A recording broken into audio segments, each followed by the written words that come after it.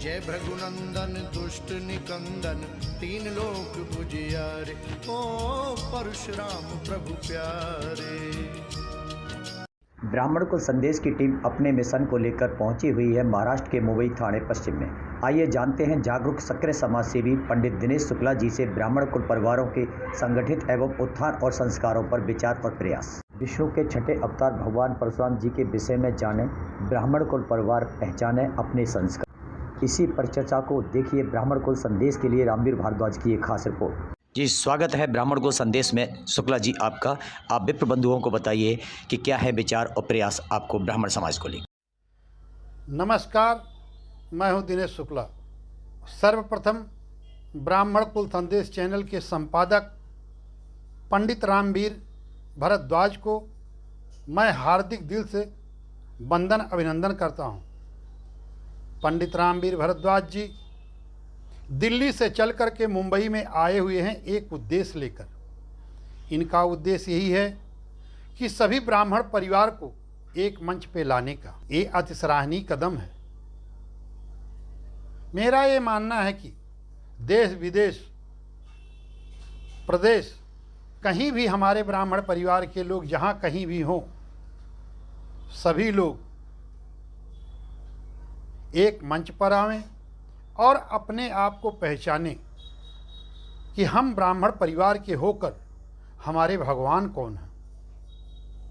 पंडित जी ने जैसा कि बताया कि ब्राह्मण परिवार के भगवान परशुराम जी हैं। इससे हमें याद आया कि आज देश में विदेश में आए दिन राम कथा भागवत कथा का आयोजन देखने को और सुनने को मिलता है। तो मेरे विचार में ये बात भी आई कि क्यों नहीं भगवान परशुराम की कथा का आयोजन हो, जिससे ब्राह्मण परिवार के सभी परिवार को ज्ञानवर्धन और परशुराम जी के बनाए हुए रास्तों पर चलें। हम ब्राह्मण परिवार के होकर भी कहीं न कहीं अपने संस्कारों को भूल चुके हैं। इसलिए अब समय आ गया है, क्योंकि हम सोए हुए थे। अब हमें जगाने वाला पंडित रामवीर भारद्वाज जी मिल गए हैं और इन्होंने भगवान परशुराम के बारे में जो बातें कही वे हमारी अंतरात्मा को झकझोर दिया।